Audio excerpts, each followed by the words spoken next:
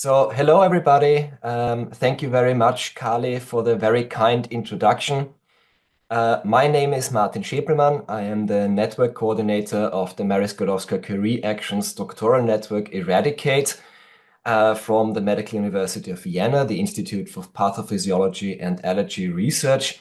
And today I would like to give you a brief introduction to our doctoral network and what our network is about and what we are going to do over the next couple of years. So the project at a glance, eRaDicate is an intersectoral multidisciplinary training program for 11 doctoral candidates, so PhD students.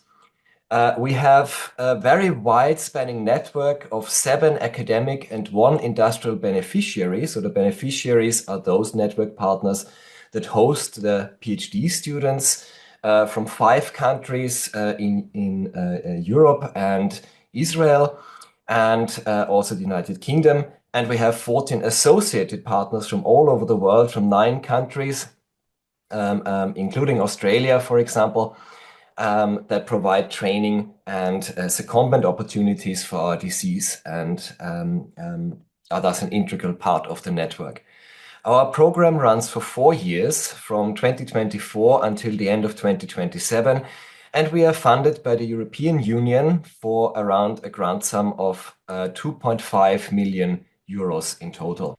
So just to provide you a bit of background on what eRaDicate is doing, which is focusing on cancer. And cancer, of course, is one of the most devastating diseases in the world. It is actually the second leading cause of mortality worldwide, with 1.3 million deaths per year in Europe. In the European Union, for women, the most prevalent cancer is breast cancer, followed by lung cancer and colorectal cancer. And in men, it's lung cancer, followed by colorectal cancer and prostate cancer. Cancer, of course, is a very devastating disease with extremely high impact on the patients and their relatives. But of course, also it has a very high economic impact per year in the European Union and worldwide. So finding new ways of targeting cancer, of treating cancer, maybe curing cancer, although this is of course always an extremely high challenge, would be of supreme importance.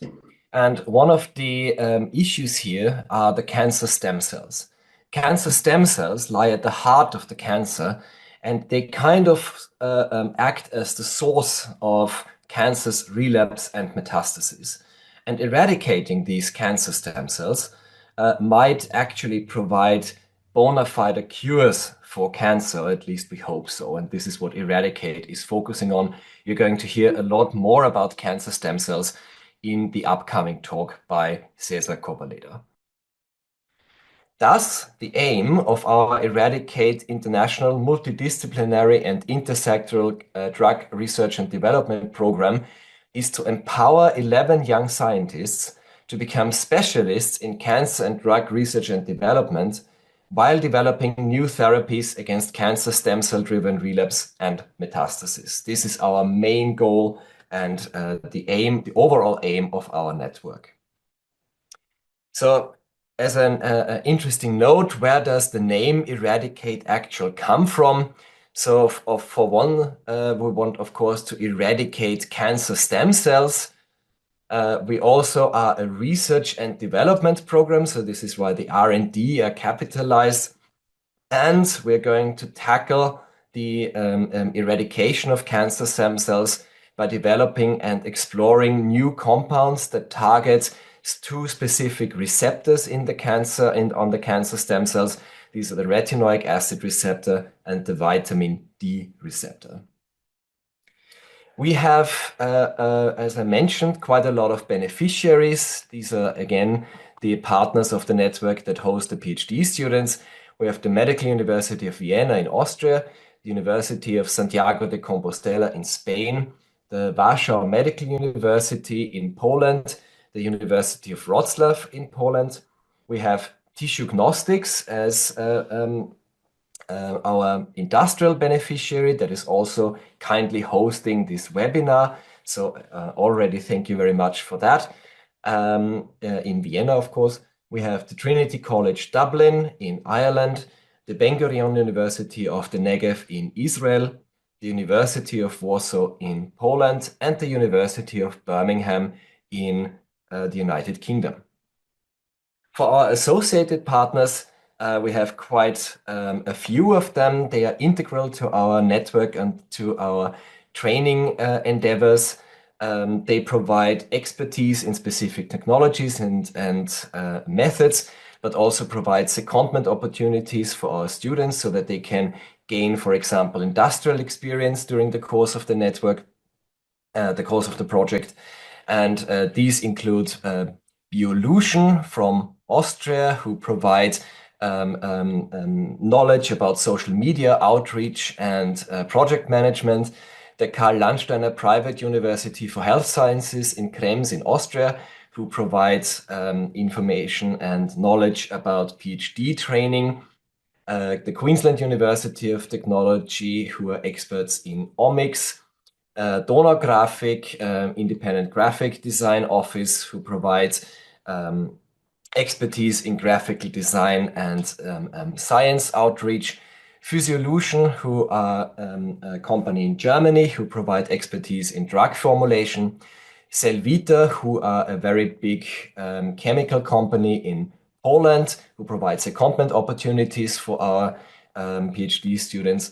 Vanabo are an award-winning movie company who already made some amazing videos of our doctoral candidates, and they are going to be made available online very soon, so please watch out for that.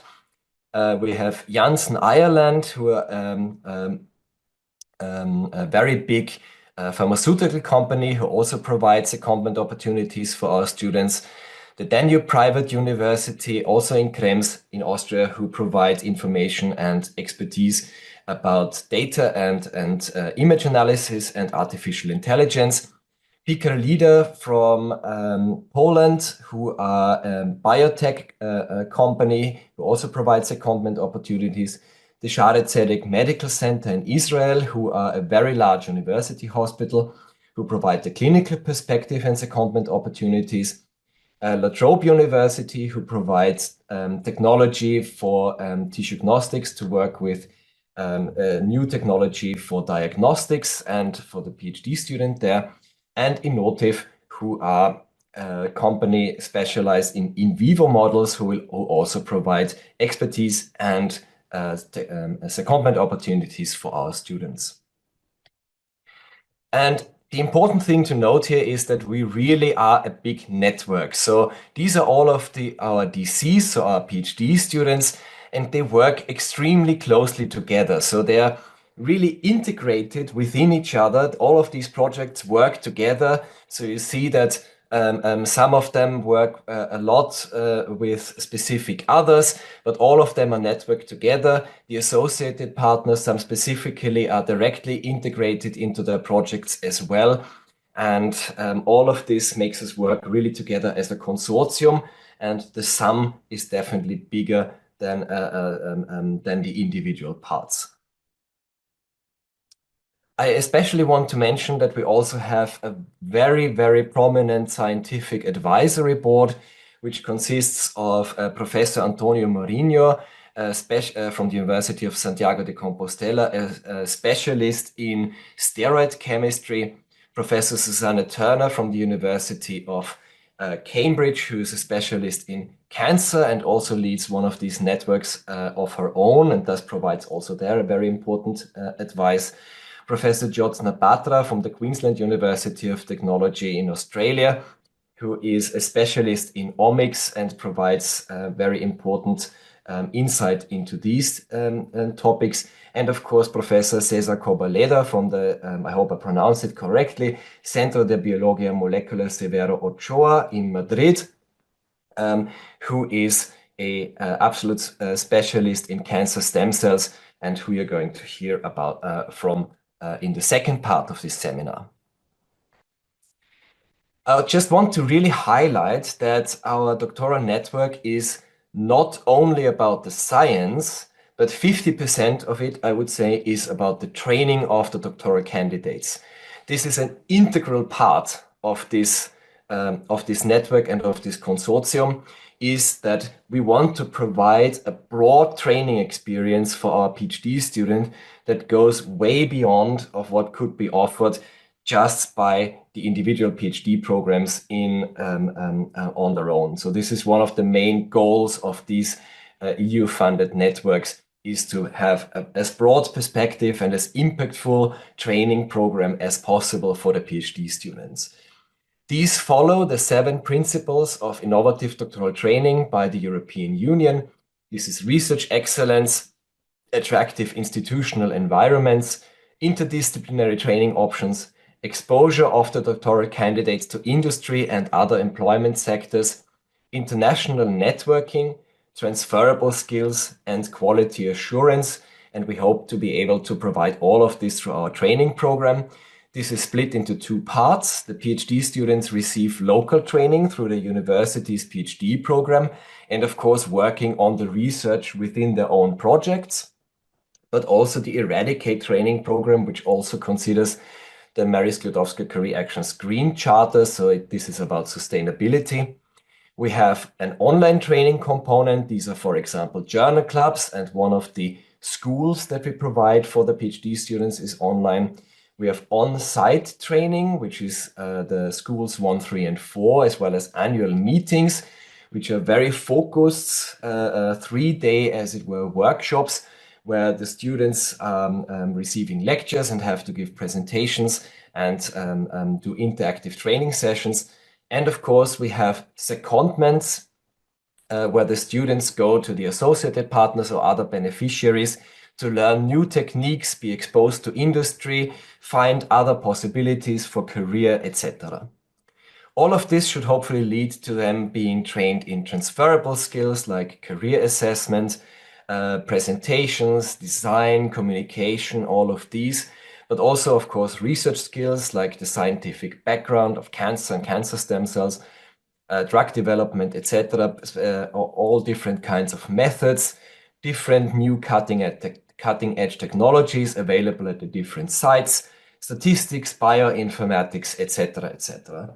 And all this will prepare our doctoral candidates for career paths after eRaDicate, so once they have finished their PhD, not only in academia, but also wherever else they might find that they want to go. And just to highlight again that our associated partners and of course the beneficiaries, we are all essential for the quality training of our doctoral candidates. And just to mention, we have already made quite nice progress here. This is just some pictures from our kickoff meeting that was held in February 2024 in Vienna, actually hosted very kindly by Tissue-Gnostics at the Tissue-Gnostics headquarters in Vienna. You can see here our consortium of the PIs, the principal investigators, and the advisors. We had very intense discussions on how the network is going to be organized and how it is going to work, and then started with the afterwards in 2024 with the recruitment period. And this was completed at the end of 2024. So all of our students have now started. And just a month ago, we had our first eRaDicate school in Santiago de Compostela. That was at the end of March 2025. And you can see here all the members of our consortium, including our students.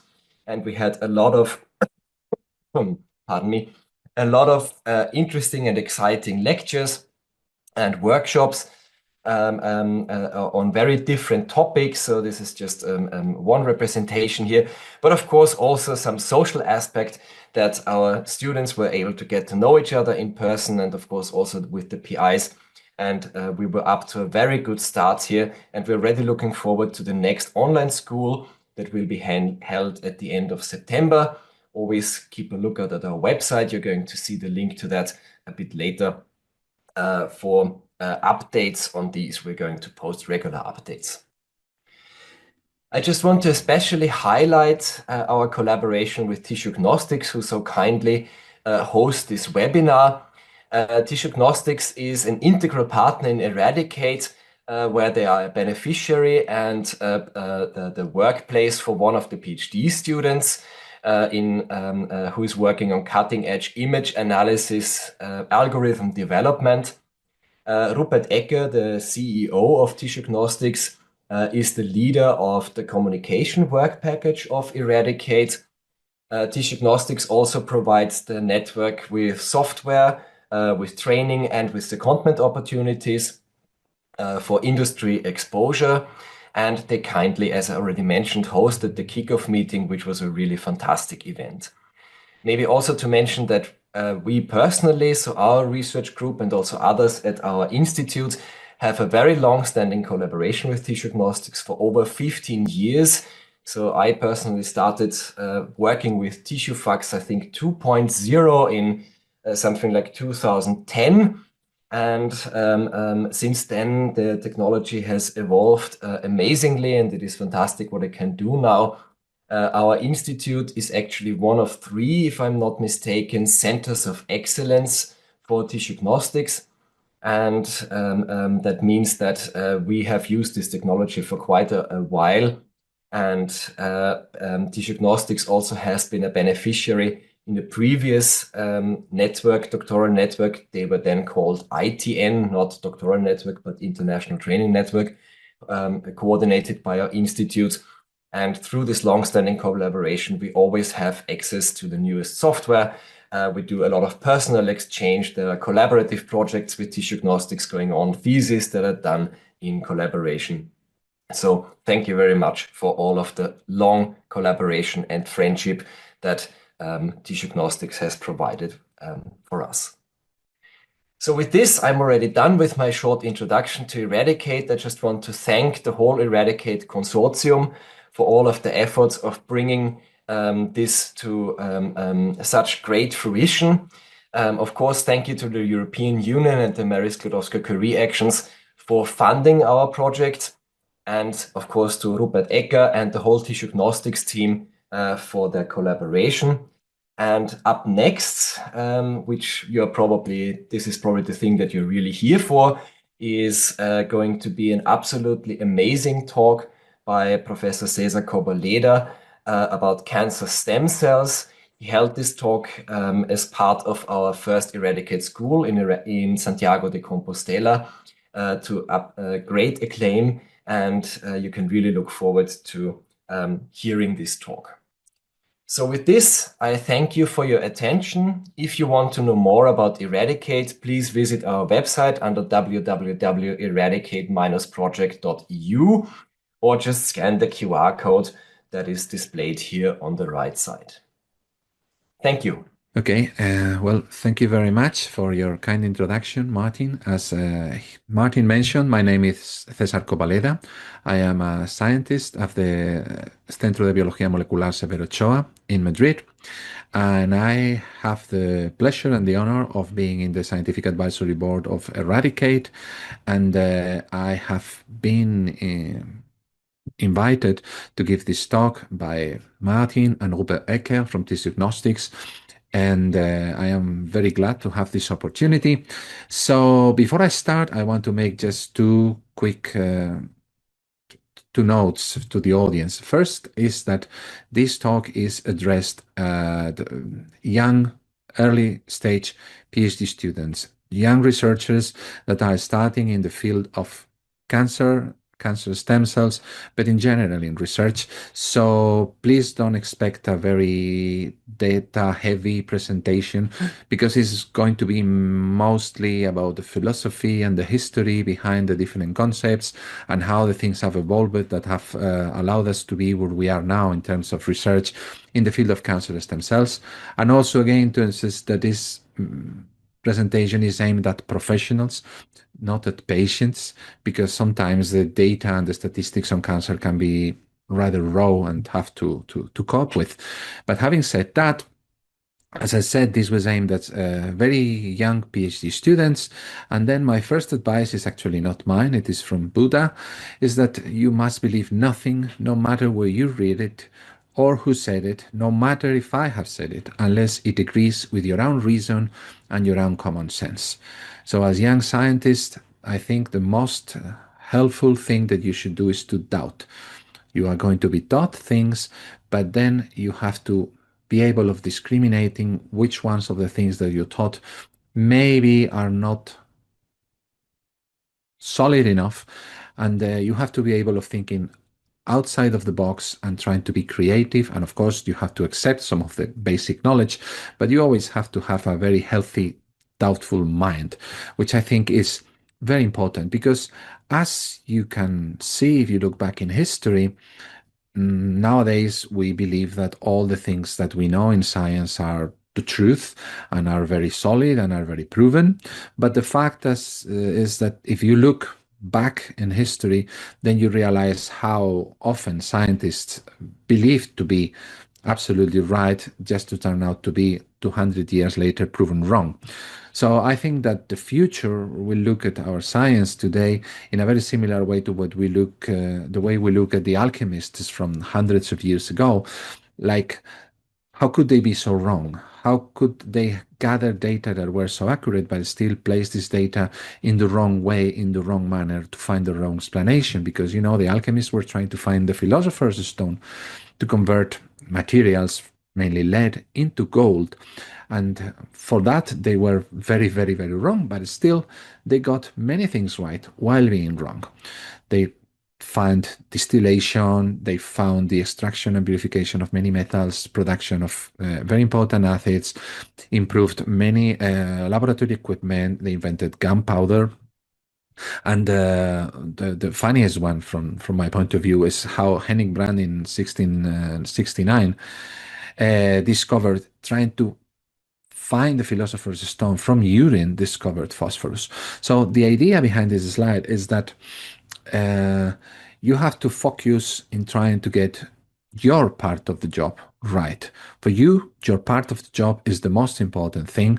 It fills everything. What you are doing with research that you are doing is the most important thing. But if you take a little bit of perspective, then you realize that what you are doing is just a little tiny part of a much bigger frame that might be very impressive, but your part is a very small part of it.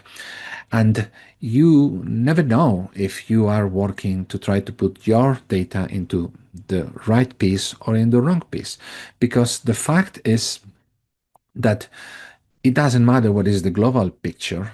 Even if the global picture is wrong and we are trying to find the philosopher's stone, you might get your data right if your approach to research is rigorous. Then your results will stand the test of time. And even if the future, if they are placed in a different position in the global picture, they will still be right. And you know, the data, really good data, survive forever. And the same data that Kepler used to discover the laws of movement of the planets have been there for many hundreds of years, but they have been interpreted in the wrong way. The data were right, but they were interpreted in the wrong way. And still, even if your data are right, of course, if the frame that you are trying to put them into is wrong, then this might hold back the progress of the area. And then the idea here, now moving into the concept of cancer, is that maybe if we have the wrong general idea about how cancer proceeds, progresses, it's generated and should be treated. If our area is wrong, then even if our individual data are right, it's going to be difficult to fit them into a wrong frame. So let's start talking about cancer. So cancer is a very, very old disease. And in fact, cancer is a consequence of the fact of being a multicellular organism. Now, most probably you hear that cancer is a modern disease, that it is due to the fact that we are exposed to toxic environments and many environmental bad stimuli. And it's true, of course, we are exposed to many toxins and they are related to cancer. But the fact is this cancer has existed for millions of years because, as I said, it's a consequence of being a multicellular organism. Now, most cancers do not fossilize, do not leave evidence in the fossil record because they are soft tissues. But for example, osteosarcomas, they leave a mark in the fossil record. This is a tumor, an osteosarcoma in a Neanderthal fossil from 100,000 years ago. This is from an Australopithecus from 2 million years ago. And these are examples of osteosarcomas in dinosaurs and amphibians from hundreds of million years ago. So cancers as always existed in multicellular organisms, and mankind has known it since the very beginning. This is the Edwin Smith papyrus, which is from the 1600 BC, and is the oldest document where the reference to cancer is being recorded, because it is basically a list of diseases, and in there it describes 8 cases of breast cancer, and it already says that there is no treatment. And later, but still 2000 years ago, Hippocrates, the founder of medicine, he already recognizes cancer as a specific disease. He says that cancer resembles a crab. That's where it gets its name, because the crab, cancer is crab in Greek. As you know, the cancer sign of the zodiac, that's where it comes from. He says that it resembles a crab because it spreads into the tissue. And he already, like ancient Greeks did, they discovered essential truths that are maintained to today. He already realizes that tumors occur more frequently in adults, so they are associated with age. Then Celsus, he also compares it to a crab. He creates the first classification of breast carcinomas, and he already recommends surgery as a therapy. But he also notes that tumors can only be cured if they are removed at a very early stage, since they tend to reappear after surgery. And he sees that in breast tumors. So they already realize that relapse is a reality in cancer, and that early detection is the only way, together with surgery, of getting rid of solid tumors. Of course, we are talking about 2000 years ago. And Galen, a little bit later, but not that much later, he already understands that surgery should be performed in such a way that we cut through healthy tissue to prevent leaving any cancerous cells behind. So this was 2000 years ago. But nowadays, the truth is, as Martin said in his introduction, cancer is one of the leading causes of death in developed countries. I like this scheme. This is from the people that died in the UK in 2011, so a few years ago, but still is more or less the same. Around 500,000 people died, and of them, around 150,000 people died of cancer. And the truth is that cancer incidence is slowly on the rise. This is for the European Union over the last years, and for females, males, and in general, we see that there's a progressive increase, mainly because, as we said, it is linked to aging, and we are an aging population in Europe, and also because of the fact that, to say it bluntly, we don't die of other things. We don't die of infections, we don't die of other types of things that we unfortunately died not so many years ago. So cancer is taking this lead. And in fact, I think the number is that 1 out of 4 people will develop a tumor, and 1 out of 3 will end up dying of this kind of tumor. Now, the reality is a little bit less gloomy, because the mortality rate is also being decreased, even though the incidence, as I showed you before, is increasing, but the mortality rate is decreasing with time. Again, this is for the UK in Europe. And for some cancers, the survival has really improved. And this is the 10-year survival. So survival 10 years after diagnosis. For breast cancer, this was in the 70s, and this is nowadays. So there is an increase in survival. But here in this slide, I have to stop and make several important comments that will be very important for the cancer stem cell theory. The first important aspect is that survival doesn't mean cure. Okay, this is a very common way of saying it. A person has been cured of cancer because it has been 5 years cancer-free or 10 years cancer-free. But the truth is that for the vast majority of tumors, the medicine nowadays cannot make sure that you have completely been cured of cancer. There is no way that they can guarantee you that you have been cured of cancer. Of course, the longer you live free of cancer, the higher are the chances that you are indeed cured, but they cannot tell you that for sure.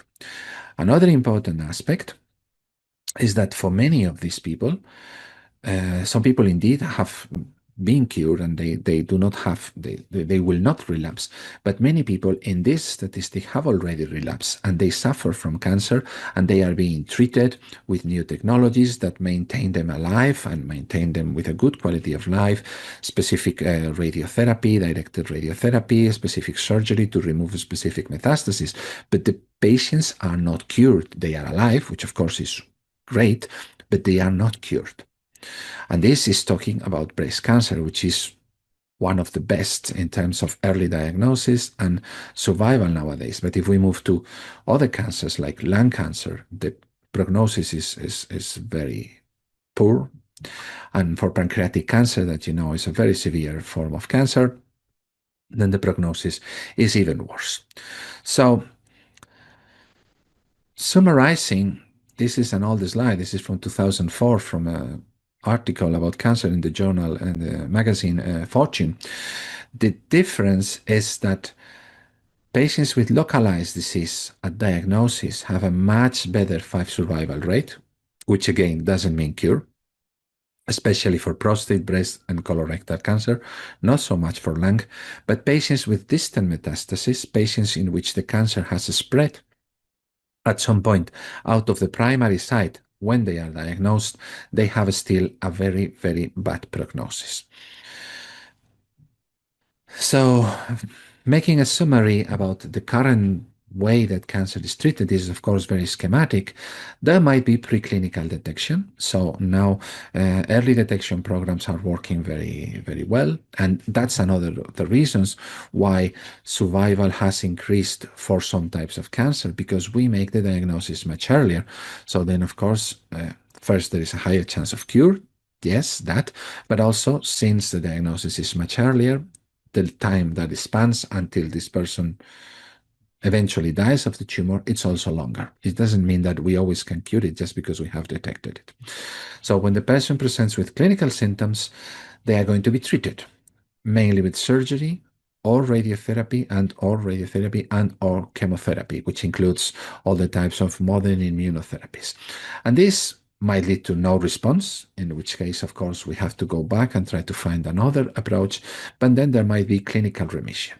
And this, again, is what we tend to, in my opinion, in a wrong manner, call cancer cure. That's why I have here the asterisk, because clinical remission does not have to equate to cancer cure, because we cannot guarantee that the cancer has been cured. And in many cases, unfortunately, there is a relapse. And then we start the circle again. So relapse is the first point that leads us, or is leading us, to the cancer stem cell theory. Okay, the fact that even after clinical remission, many tumors reappear. This is the first evidence. And the second very important evidence is tumor heterogeneity. And this is been known for very long. You know, the pathologists have been studying cancer from many years before the molecular biology techniques. Histology was already available, and they could see that cancer is, especially if I'm talking about solid tumors, very heterogeneous. I'm not talking in this case about the heterogeneity of the non-cancerous cells in the tumor, which is very important. You know, you have blood vessels in the tumor, you have endothelial cells, you have supporting stroma, you have immune cells. No, I'm talking about the tumor cells themselves within the tumor mass. They are very different from one another. Some cells seems to be more quiescent, some cells seems to be more active, and we don't know what this tumor heterogeneity means and how it is relating to relapse. So we have these 5 evidences that are going to lead us to the cancer stem cell theory. The first is that we don't seem to be able to cure cancers that are in an advanced state. Once the cancer has disseminated outside of the primary site, the prognosis gets much worse. Then we have relapse, as I've mentioned, tumor heterogeneity. Then, of course, we have non-responding tumors. And then we have metastasis that I'm not going to talk about very much. It's a topic that we could talk for hours, because as you know, the majority of the patients that die of cancer die because of metastasis. And metastasis imply that the cells of the primary tumor, in some way, some cells from the primary tumor can migrate to different organs in the body, and then they lead to organ failure and eventually to death. And all these evidences, all these aspects, as we have seen, are in fact related to one another, and they imply that we must be missing something, because we don't seem to be able to cure most advanced cancer for all the reasons that we have seen. So maybe a new paradigm is necessary, a new understanding of cancer is necessary. Because in some way, our current picture of cancer is holding us back from moving forward. We have made many discoveries over the last years, hundreds of discoveries, very important key discoveries. We have learned many, many things, many data that are correct, but in some way we must be putting some of this data in the wrong place because they are not helping us to cure cancer. So we need to change. Now, change in science is not as easy as it might seem. And I like to put here this phrase from Max Planck, one of the brightest minds of mankind, basically. And he said, "A new scientific truth does not triumph by convincing its opponents and making them see the light, but rather because its opponents eventually die and a new generation grows up that is familiar with it." And this is a very sad truth, but it is a truth. We scientists that should be the ones that are driven by the data and believe in the data and try not to be subjective and not to cling to our old theories, we are very hard to convince. And that's why I think it is important for students to have a fresh mind, to doubt what they are told, because as we have seen, many of the things that we believe are solid principles will be proven to be wrong in 50 or 100 years' time. So we have to be open to change. Not only, of course, scientists, but also medical doctors should be open to that, which is even harder than for scientists in general. So now we move to the cancer stem cells. Okay, we must be missing something. This was the last slide. So we retake here from the two evidences that I told you were the most important. On one hand, we have relapse. On one hand, we have relapse. And on the other hand, we have tumor heterogeneity. So we have possible explanations. One explanation is that all the cells within the tumor are equal, but they have low or transient potential to grow in a foreign environment, which I will see for the experiments, but also for metastasis. It means that all the cells might be able of regrowing the tumor, but this is changing with time. And the other option is that not all the cells are the same, that tumors contain rare cells, that they are the ones that possess the capacity for tumor formation and maintenance. So the first model is the stochastic model, and I insist because this is an important distinction. In this model, all the cells are equal, and the majority of them, most of the time, do not have the capacity of regenerating the tumor. But they can all do it given certain circumstances. In the cancer stem cell model, and we will go more detail in this, this is not the case. There are differences in functionality in the cells within the tumor. Some cells cannot generate the tumor, and some cells can regenerate the tumor. Now, from the practical point of view, it's very important, because if you try to think about relapse in the stochastic model, which means is that you have to remove all the tumor cells no matter what, because in principle, all of them might be able of regenerating the tumor if some of them are left behind. But in the cancer stem cell model, it is different. There are some cells that are capable of regenerating the tumor, and these are the ones that you should, in principle, try to target to avoid relapse. Okay, so to understand the biology of cancer stem cells, we first must understand what is a stem cell. Okay, what does it mean to be a stem cell? And because as we will see, the concept of stem cells, normal stem cells and cancer stem cells have in fact evolved parallelly, although the concept of normal stem cells has gained ground much faster and more solidly than cancer stem cells. It's been much easily accepted. So I'll put an example of a tissue, which is a hematopoietic system that generates all the cells in the blood, because this is where stem cells were discovered and where cancer stem cells were first demonstrated to exist. An important idea is that this is a hierarchical system. Not all the cells within the system have the same potential. The cells that are here below, differentiated cells, they have a limited time span and they cannot regenerate the system, no matter how abundant they are. And the cells that can regenerate the system are located in the top of a hierarchy. These are the stem cells that, in the case of the blood, reside in the bone marrow. So stem cells have mainly three properties. One is multipotency that I have just mentioned, so the capacity of giving rise to all the different types of differentiated cells. The second is self-renewal, because they have to maintain themselves at the same time that they can generate their differentiated cells. They have to maintain themselves undifferentiated throughout the lifetime of the organism, because they are going to generate blood all the life, throughout all the life of the organism, in the case of humans. So they are capable of dividing in an asymmetric manner, which means that a cell that divides is going to give rise to another stem cell, but also to a cell that is different and is going to give rise to all the descendant. And then the final property is repopulation. Population is not important for the biology of the cells, but it's very important for us to test their capacity of being stem cells or not being stem cells. So these are the main properties that cancer stem cells should have, but in this case, talking about a tumoral tissue. And this was demonstrated in very early experiments. So they are not, as I told you, a new concept. I'm talking about classical experiments from the 1960s, from Till and McCulloch, that discovered bone marrow transplantation first in the mouse, which is an essential model to understand cancer. There is no possibility to advance in cancer research in a significant manner without at some point using mouse models. And they discovered bone marrow transplantation because they irradiated mice and then they inject them with the bone marrow of mice that are genetically identical to avoid rejection of either the host or the graft.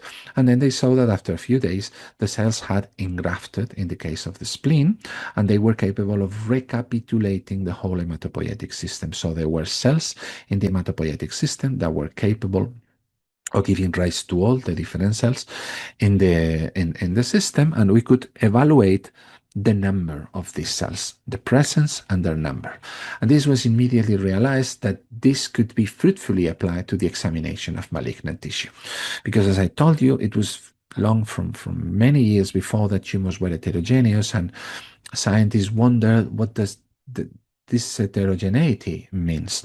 And in fact, there were experiments that were performed in the early 20th century that would be unethical today. And in fact, they were unethical at that time already, where they tried to inject cancer patients with their own cancer cells to see how many cancer cells you had to inject in a recipient, in this case the patient, in order for the tumor to generate a secondary tumor. So they injected in the leg of the patients different amounts of cells, and they could already see that you needed to inject many cells in order to be able of repopulating a tumor, generating a secondary tumor. This then it was done, of course, in the future, in later experiments in mice, which is, of course, the way to do it, the ethical way of doing it. And they could also see that you needed quite a lot of cells in order to regenerate the tumor, again, in this case, lymphomas. So it was already showing that the tumor cells were not all of them capable of regenerating the tumor. There was a different functionality within the tumoral cells. And this kind of experiments became possible when we could identify the cells. And this was possible with the advent of flow cytometry, which was more or less also starting in this very 60s, 70s in last century. And flow cytometry, which allows is to use a fluorescent marker to identify specific cells and separate them. Okay, so progressively we were identifying new markers that were expressed in the surface of the cells, and we could separate with the flow cytometer the cells into the cells that express some markers and the cells that did not express these markers. And then we could separate the cells and inject them into recipient mice and see that some of these cells were not capable of regenerating the tumors, and some other cells with a different phenotype were capable of repopulating the tumor, and giving rise also to the cells that were not capable of repopulating the tumor. And then progressively adding more markers, we were able to define the molecular characteristics of the cells that were capable of regenerating the tumors and of the cells that were not capable of regenerating the tumor. And this was the way it was found by the group of John Dick in 1997 with this seminal paper in Nature Medicine, where they saw that human acute myeloid leukemia is organized as a hierarchy in the similar way that it is organize the hematopoietic system. And if you study the surface markers of these cells and you separate them and then you inject them into recipient mice, you can see that these cells, which form actually the majority of the mass of the tumor, are not capable of repopulating the tumor when injected into recipient animals. But these cells, which are much fewer, are the ones that are capable of doing it. Very similar, being the tumor a caricature of a normal tissue. So it is very important because this means that the majority of the tumor mass is actually irrelevant in terms of tumor relapse. It's important, you have to take it away, of course, but it's not important in terms of tumor relapse. The same way that if you think about what constitutes the majority of the blood are erythrocytes, but erythrocytes cannot generate the blood. If you remove erythrocytes, stem cells can still regenerate erythrocytes and every other cell in the tissue. Okay, so that's the idea, that's the concept. And this led to a boom in the early 2000 of this type of analysis to define the existence of cancer stem cells in many other types of tumors. First, it was breast tissue. These slides are taken from a few years ago, so markers have changed, but the idea again is that you can find markers that define stem cells in normal breast development and in tumor cell development, and then you can divide the populations with a cytometer into cells expressing some markers and some other markers. Then you can inject them into the fat mammary pad in mice and see which ones can regenerate breast cancer and which ones cannot do it. And then you can define the existence of a rare population of stem cell cancer cells with stem cell properties within the tumor that are capable of repopulating the tumor. And this proved to be true also for glioblastoma, also for chronic myeloid leukemia, for prostate cancer, for intestinal cancers.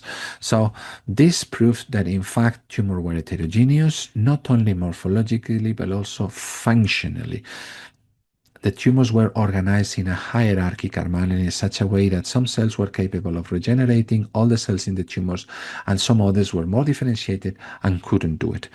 In principle, cancer stem cells tend to be rare and not very frequent on the tumor, but this not always have to be the case. And this is a paper from 2008 in Nature from the group of Sean Morrison using melanoma, where they could see that under the right condition, even 25% of the cells in melanoma, human melanoma, could act as cancer stem cells, like 1 out of every 4. But still conceptually it shows that the tumor is heterogeneous and is hierarchically organized in terms of their capacity of regenerating the whole tumor.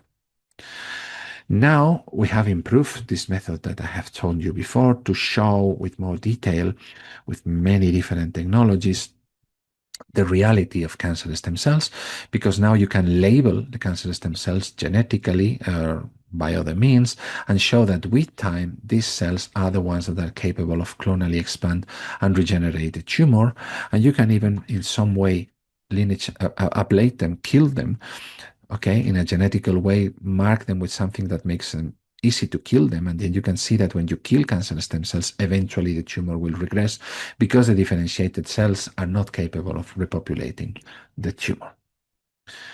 Now, before I move on, I want to clarify some terms, which I think is important, again, because this talk is addressed to students that will have to read many papers about cancer and cancer stem cells in the future, and the nomenclature has been a bit of a mess. So far I have been talking about cancer stem cells as the cells that are in charge of maintaining the cancer, okay? Cancer maintaining cells, the cells that if you don't kill them are going to be able of repopulating the whole tumor. Now, I have shown you the way in which we measure that, which is by taking the cells out of the main tumor, dividing them into subtypes, injecting them into mice, and seeing in these mice which cells are capable of initiating cancer. And therefore, in many papers, they call these cells cancer initiating cells. Okay, I don't like this terminology because I think it is confusing, because I think it confuses with the concept of the cancer cell of origin, which would be the cancer initiating cell in the way I see it, the normal cell that we'll talk about in a few minutes, the normal cell in the original tissue that at some point is going to suffer the mutations that are going to lead to the initiation of the tumor.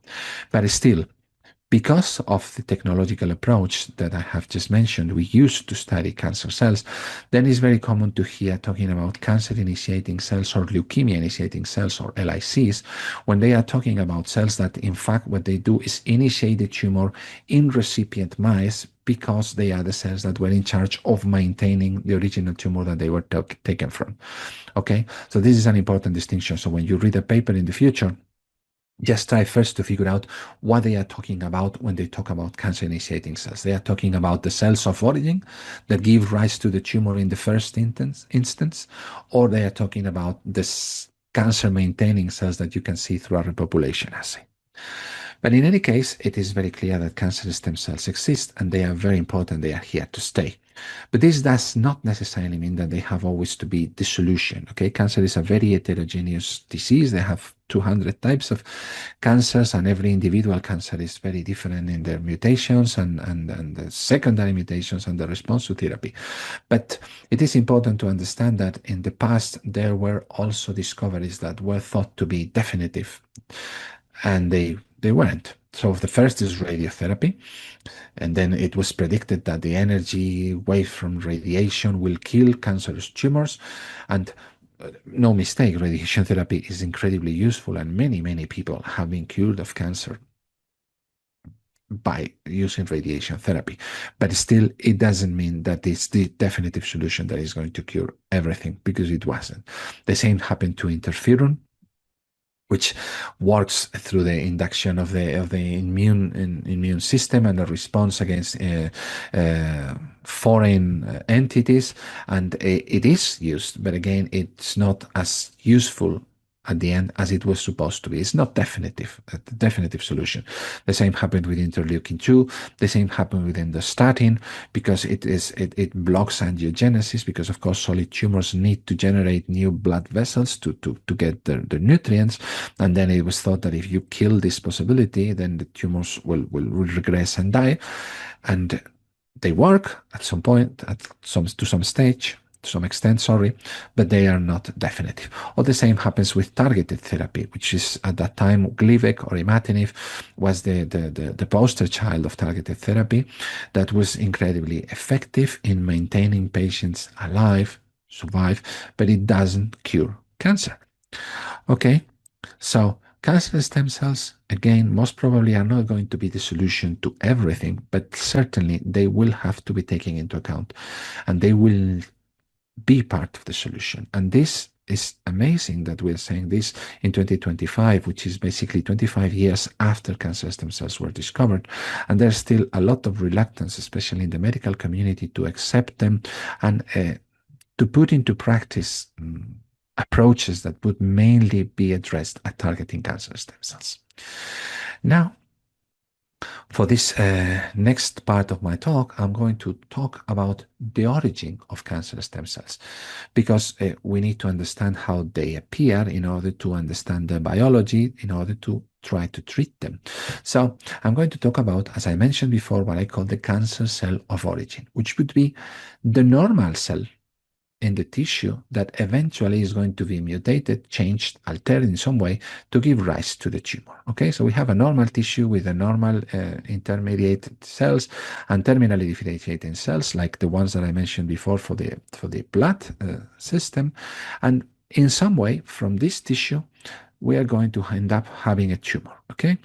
And this tumor is maintained by cancer stem cells. So one possibility is that the genetic defect or the genetic or epigenetic defects, as we will see later, that lead to tumoral behavior happen in stem cell, and then of course the stem cell properties of the cancer stem cell could be inherited from the original cell that suffered the first hit. But it can also happen at later stages. It can happen in a non-stem cell. And then if the genetic defect cannot confer stem cell properties, then this will not be a stem cell. So then the tumor will, even if the cells are aberrant, they are doomed to die anyway because they cannot self-renew.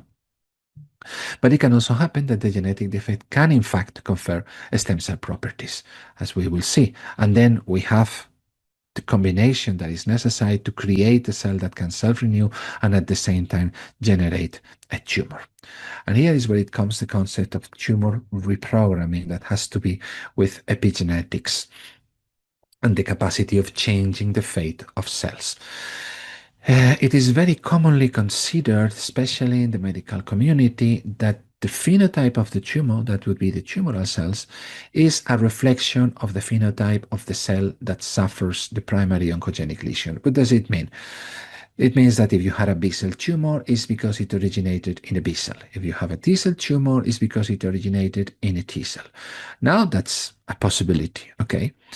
But there is another possibility. Another possibility is that maybe the oncogenic lesion has the capacity of programming a phenotype, and that you have a B cell tumor because the oncogenic lesion acting on a stem cell was capable of programming this stem cell to become a B cell or a T cell.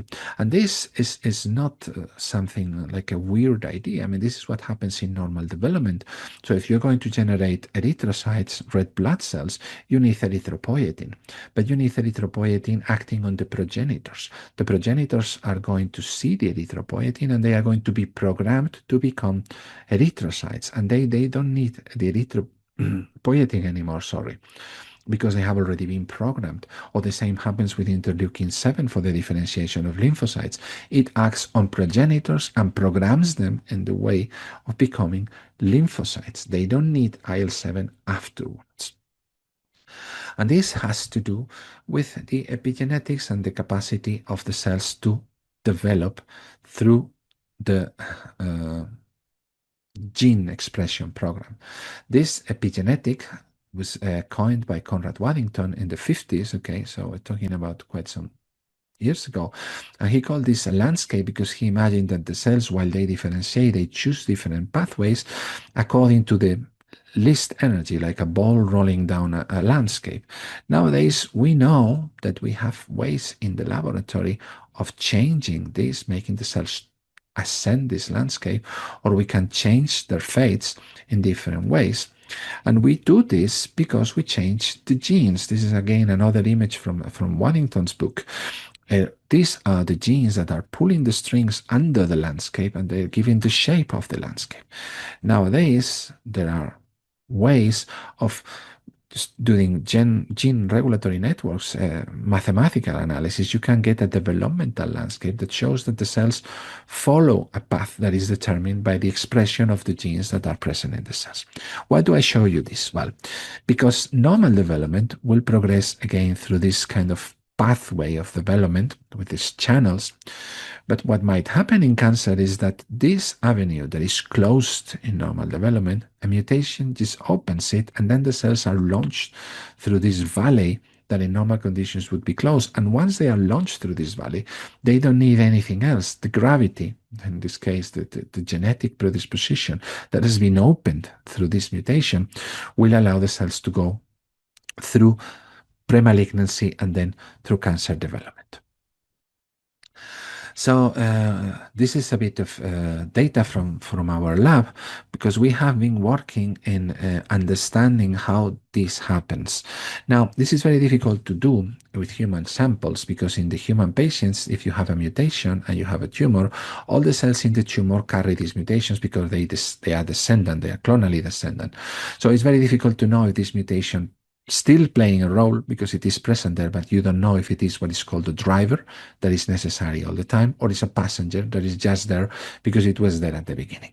So we try to use a mouse model system where we could activate the oncogene just in the stem cell compartment and see if this can program the appearance of the tumor even when it is switched off afterwards.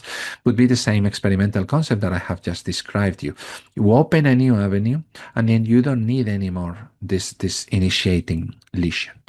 So this is a job we did in collaboration with the lab of Isidro Sánchez García in the Centro de Investigación de Cáncer in Salamanca over many years, and it's based on the idea of restricting the expression of the oncogene to the stem cell compartment. Okay, this is the same scheme that we showed before: red blood cells, platelets, B cells, T cells, so on and so forth.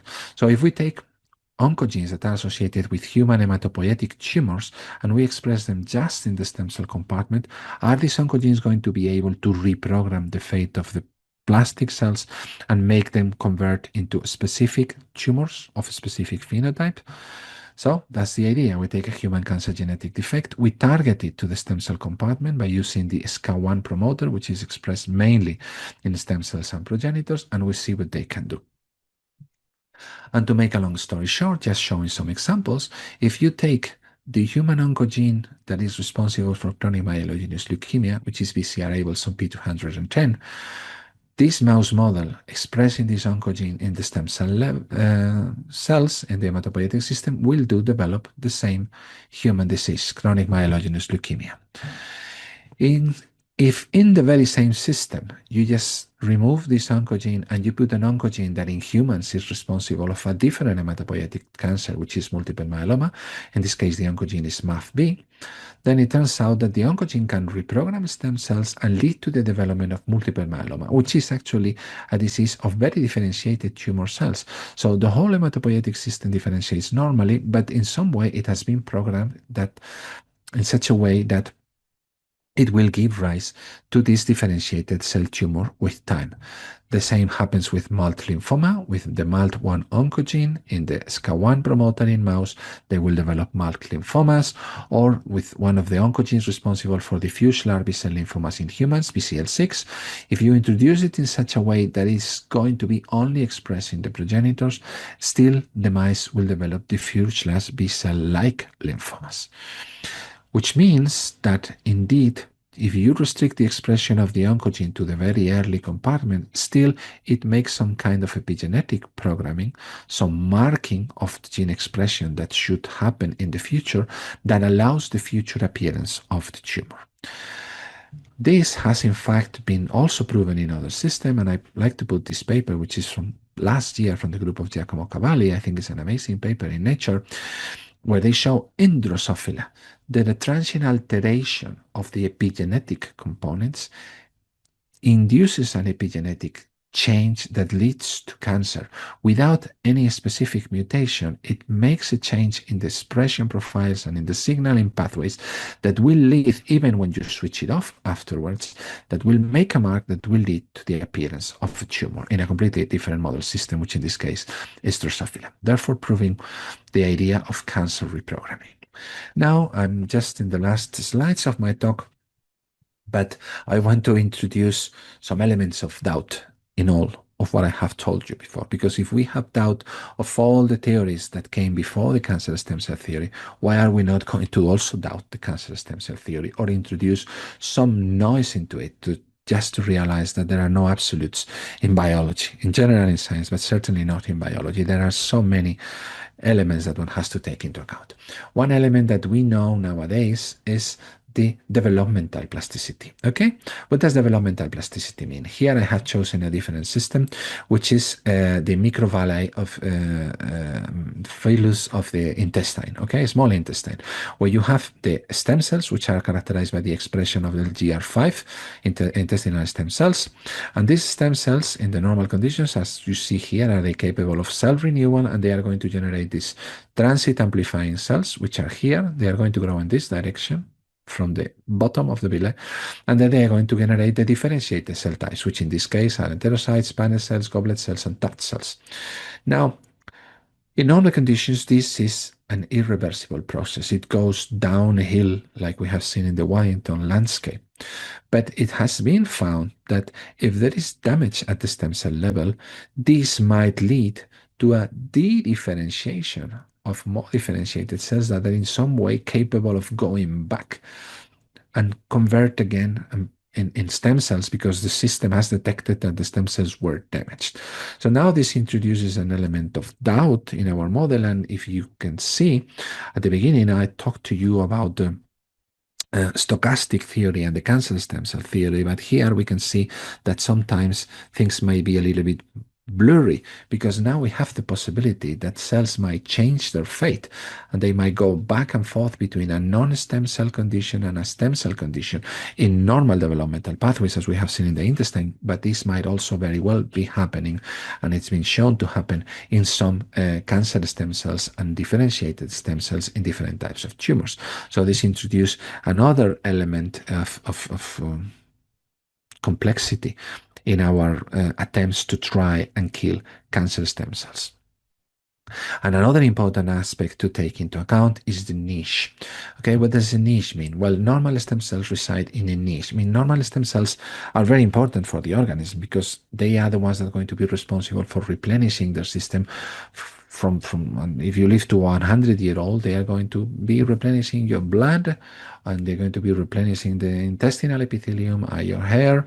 They do it less efficiently with time, but they still do it. So the organism wants them to be very well protected. So has created an environment that is ideal for them, which is the niche that provides them with a series of signals that maintains them in stem cell conditions and allows them to carry out their function much better. Now, it has been found that there is also a tumoral niche, or there might also be a tumoral niche, in such a way that cancer stem cells might be interacting with the niche that provides them with signals that allows them to self-renew and to maintain their stem cell capacities. While at the same time, we have seen that there is a plasticity, that there might be a plasticity that allows differentiation and de-differentiation between cancer stem cells and differentiated cancer cells. So, with all these elements are the ones that we have to deal with if we try to kill and attack stem cells. And this is a summary slide that is taken from a very nice review in couple of years ago. And I in general don't like very much all these hallmarks papers. I think they tend to deal too much in absolutes, but this I think is very nice scheme and a nice review. So we have the hallmarks for stem cells and cancer stem cells that we have talked about: multipotency, self-renewal, the capacity of recapitulating, in this case initiating the tumor. Then we have plasticity, the capacity of maybe interconverting, changing the potential. Then we have the interaction with the niche. Then cancer stem cells also intervene in immune escape. I haven't talked about it because immune escape can also be due to non-cancer stem cell causes. They are definitely involved in therapy resistance, because if they are resistant to therapy, they are the cause of relapse, because they are the only ones that are capable of regenerating the tumor, and they are, of course, the ones responsible for the capacity of metastasizing. These are all the elements that we have to take into account if we want to target cancer stem cells. And how can we target cancer stem cells? Well, I'm going to leave you with this cliffhanger, because this is in the hands of excellent people. That's why I'm in the scientific advisory board of eRaDicate, and eRaDicate has already been very nicely described to you by its coordinator, Dr. Martin Schepelmann. And well, these excellent research groups and their associated partners, they are all trying to figure out ways of targeting these cancer stem cells without, of course, killing the normal stem cells. And this is, as I told you, this was a presentation for students. So this is what I want to tell students. This is a fascinating field of research, and there is a lot that needs to be done. And there is a lot of freshness that's needed in the field, fresh minds with fresh new ideas that are not afraid of breaking the molds of the cancer concepts nowadays. And that's why I like to finish this talk with this long sentence that I'm not going to read because I don't want to spoil it, but you can read it, stop the video and read it, about how the power of your spirit and you're willing to understand the universe is what will drive you to the discovery of everything that you tried to find out. And with that, I just want to finish, and I want again to thank Tissue Gnostics and Martin Schepelmann, and I want to thank you for listening to this talk. Thank you very much.